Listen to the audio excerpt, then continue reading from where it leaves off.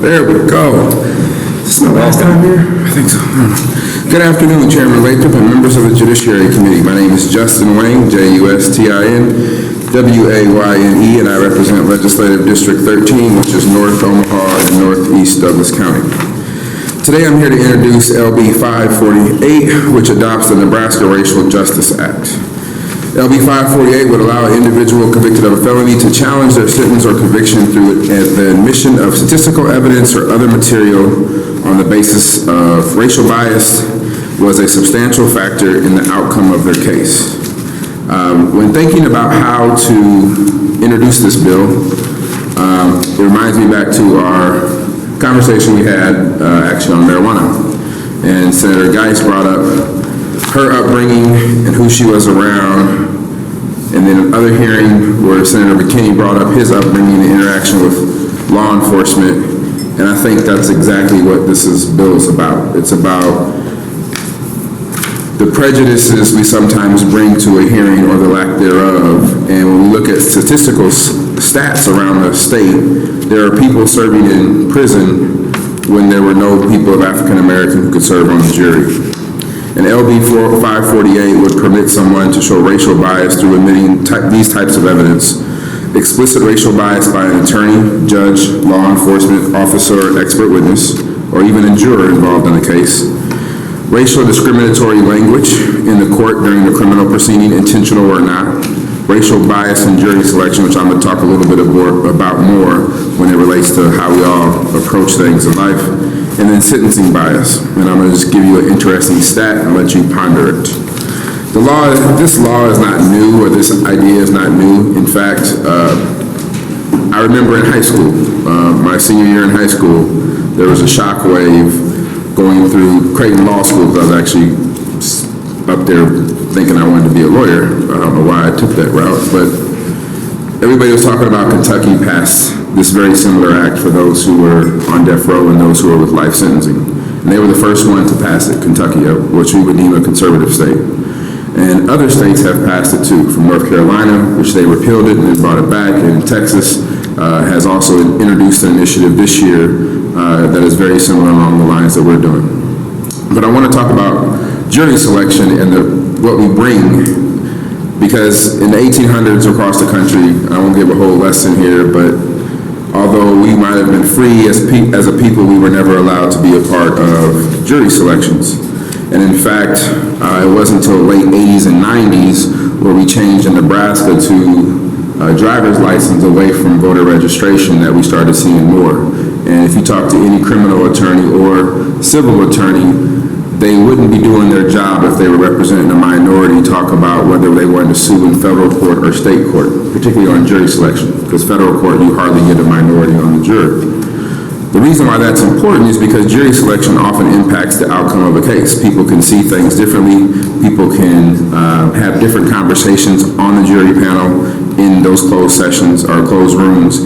And what we did find nationally, that people of color were 2 to 3 times more likely to be struck from a potential juror than a white person. Specifically, there was some interesting data that African Americans have been struck for chewing gum, for having tinted glasses. One was because of low intelligence, and one actually from North Omaha was stricken for having negative feelings. It's important because those are the bedrock of our criminal system. And I want to stress that this is not a bill to excuse any crime. We are saying that they have been convicted, they have been sentenced. But what we're saying is that somewhere along there might have been a racial bias. And one interesting stat in Nebraska is folks who get life with parole, so they're eligible for parole. Black folks in Nebraska, particularly Douglas County, on average are sentenced to 56 years. For their white counterparts, for life with parole, it's 14 years. That's a huge, significant difference. And part of that is the judicial system and their inherent bias. Lancaster County, whites were given some of the lowest years on average, even as low as 20. However, black individuals for life sentences were given an average of 60 years. So there's a huge gap. Again, this is not about correcting or excusing a crime. It's actually giving a tool to the justice system to correct itself. to say that new judges in a motion for a new trial, new judges can look at this and say, yes, there clearly was some disparity in sentencing when we look at the data. This is about the justice system correcting itself. So I want to give a hypothetical of why this matters.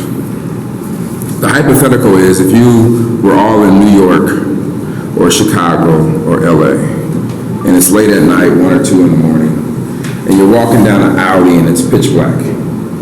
You hear footsteps behind you, and you turn around, those footsteps are coming closer, and you turn around.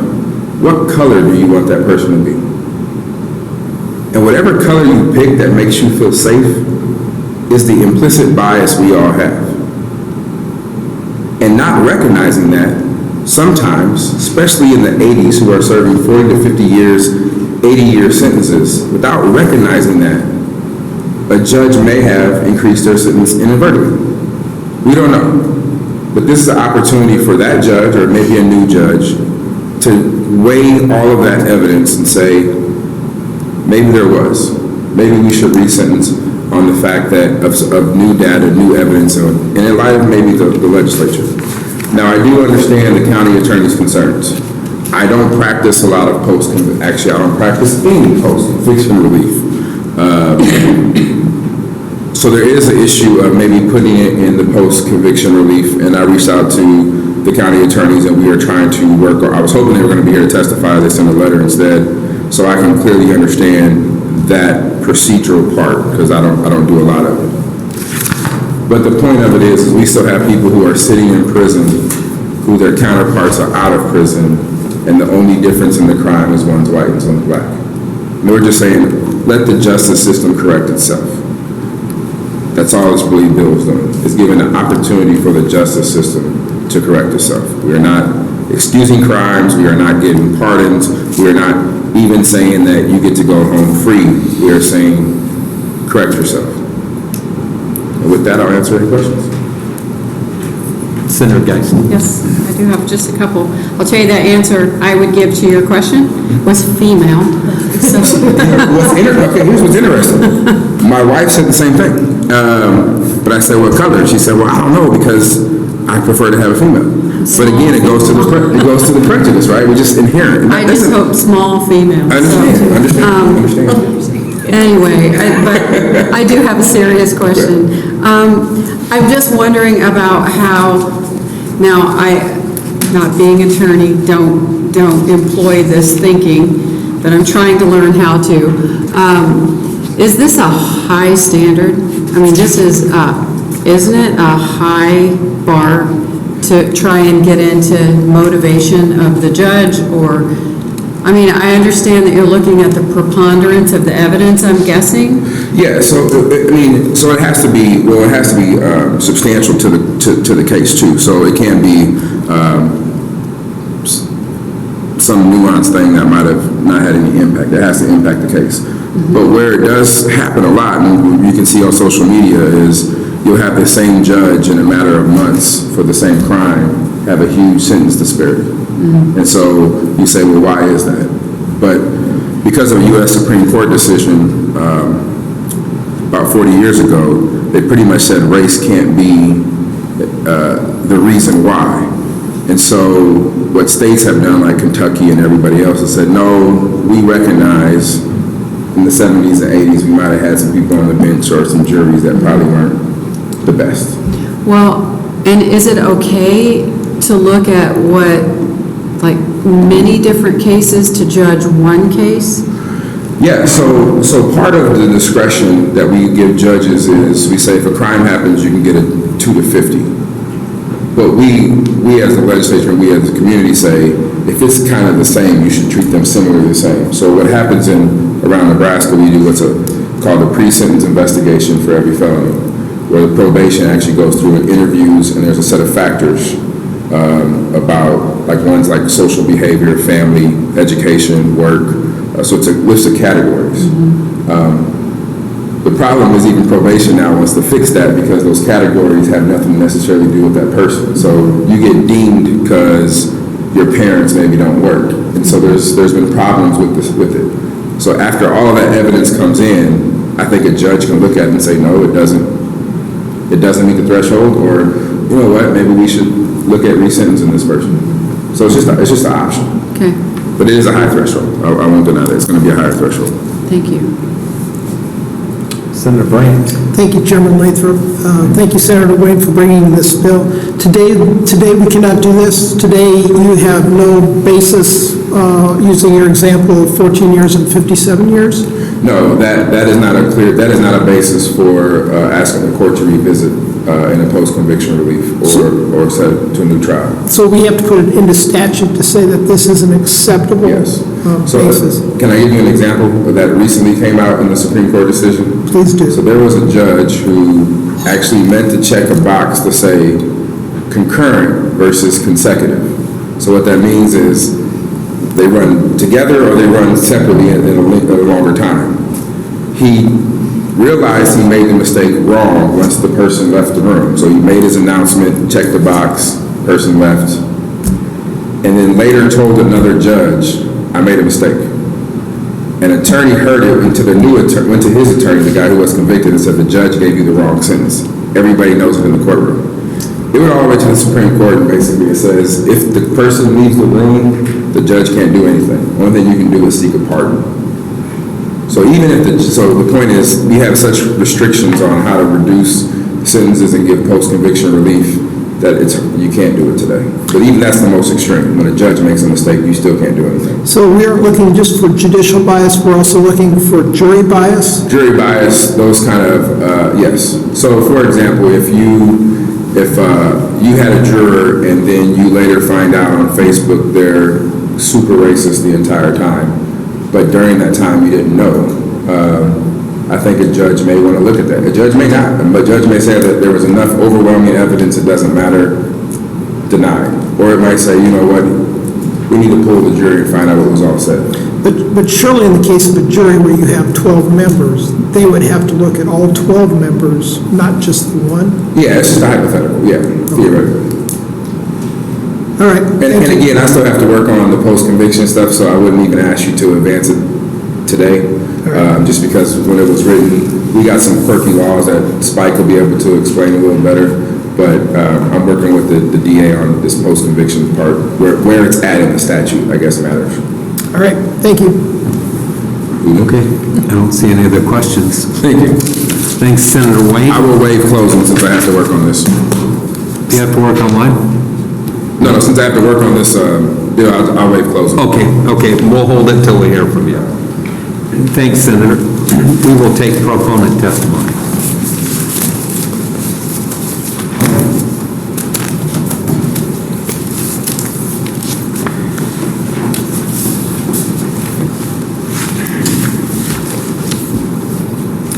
Good afternoon, members of the committee. My name is Spike Eichholt, S-P-I-K-E. Last name is E-I-C-K-H-O-L-T, appearing on behalf of both the ACLU of Nebraska and the Nebraska Criminal Defense Attorney Association in general support of the bill.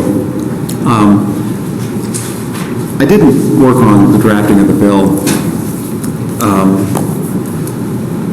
but I did talk to some of the people, and I think there's an entity or an organization, a coalition that's working on this, that's worked on this in a number of other jurisdictions, a number of other states. And I think what they are trying to address is very important, which is why we are here testifying in support of it, and that is trying to somehow identify and address the persistent problem with racial disparity in the criminal justice system. We see it here, we can see it here really from, and I've made this point before, from the beginning of a criminal case all the way to the end. We know from racial profiling data that more people of color are more likely to be stopped, more likely to be cited, more likely to be arrested, they're going to have a higher bond, they're going to be more serious charges, and then we also know at the end, just by looking at the daily prison numbers and daily jail numbers across the state, that there's a trend one way against people of color. This bill tries to address that, and it's trying to provide a vehicle or a way where someone who is serving a sentence can show that during the process of their prosecution that racial bias was used against them. And whether that is statistical data based on the charge they're facing compared to other similarly situated people facing those charges, or whether it's just the facts of the case itself during jury selection, or something a witness said, or something a prosecutor said, or even maybe a judge or a defense counsel said or did that would show racial non-neutrality or racial bias. This would amend our post-conviction statutes to allow that person to file a post-conviction claim, articulate how the racial bias was used against them, and then request relief, either a new trial or a reimposition of a different sentence. We know from the earlier bill that you have a year to do it. So to answer Senator Brandt's question, could it be done now? It could be if the person's passed a year and they find out somewhere along the line that a juror was posting on social media that there are white supremacists and they can't wait to find this guy guilty or something like that. And I'm just giving an example. If they're past the year, they can't do it. This bill would at least provide that example as a way to get in there until I think September, they anticipate, I think, the year-long day, September 15th, 2022, to kind of open a window for people who may be serving sentences. As Senator Wayne kind of intimated, this bill has worked better in other states because other states don't have that strict year. Just Senator Wayne talked about that sentence where the judge imposes a sentence. I don't know if it's separation of powers issues, but our case law is pretty clear that once a judge pronounces a sentence and it's within the range and it's a valid sentence, that sentence is final. You can't go back a couple of weeks later and say, hey judge, you know what, is there any way you run these counts concurrent after all, or give them different credit, or maybe not give them that much time? It's just not possible. So disturbing these final sentences is a bit tricky. I think what this effort is, though, is really worthy of consideration just because of the underlying issues that it's trying to address. Okay. I don't see any questions. Thanks for being here. Other proponent testimony.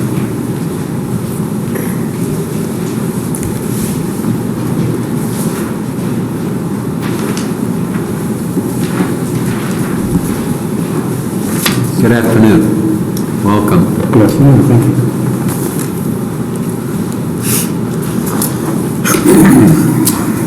Good afternoon, Senator Wayne, who was stepped out, Chair Lathrop, and other committee members. My name is Alex M. Houchin, that's AlexMHouchin,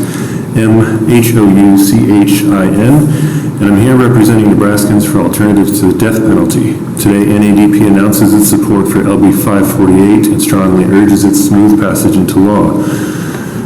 In 1987, the U.S. Supreme Court ruled in McCleskey v. Kemp that clear statistical evidence of racial disparity in prosecution and sentencing was not enough to overturn death sentences, and that court challenges must prove, quote, racially discriminatory purpose, end quote. The same decision also stated that structural racial bias leading to harsher sentences for minorities is, quote, an inevitable part of our criminal justice system.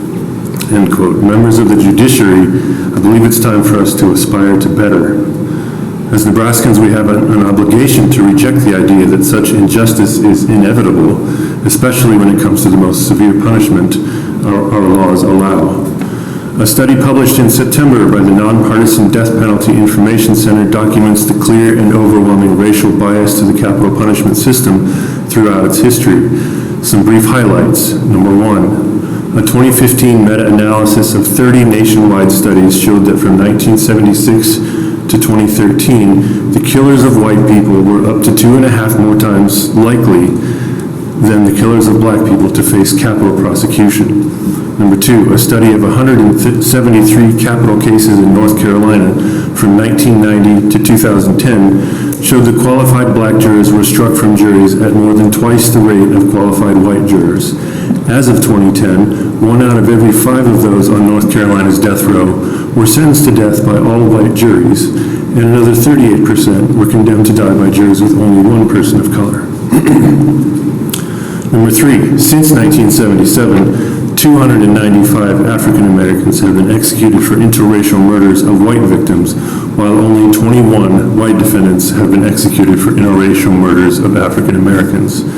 Number four, a 2014 mock jury study of more than 500 Californians found that white jurors were more likely to sentence poor Latinx defendants to death than poor white defendants.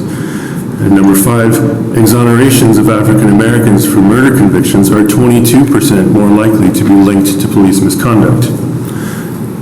That's why it is perhaps even more important to note that implicit and structural racial bias can manifest at every step of the legal process, from the investigation phase through charging, jury selection, prosecution, testimony, sentencing, appeals, and execution. Even the threat of pursuing a death sentence can affect how a case proceeds. While it is our organization's goal to abolish and replace the death penalty for a wide variety of reasons, its uneven application to minorities is perhaps its most unjust aspect. Although Senator Wayne's bill would not remove the stain of capital punishment from statute, we believe it would provide a bold new path forward to a more equitable and just Nebraska. Very good. Any questions? I don't see any. We appreciate your advocacy. Thanks for being here today. Anyone else here to testify as a proponent? Anyone here in opposition? Anyone in the neutral capacity? Senator Wayne has waived his close, so before we close the record, the record will reflect that LB548 has garnered 20 position letters, 17 as proponent, 3 in opposition. We also have letters or written testimony that was received on this bill. Katie Zolkowski for the Nebraska County Attorneys Association provided us testimony in opposition, and also in opposition is Aaron Tangman, T-A-N-G-E-M-A-N, Nebraska Attorney General's Office. That will close our hearing on LB 548.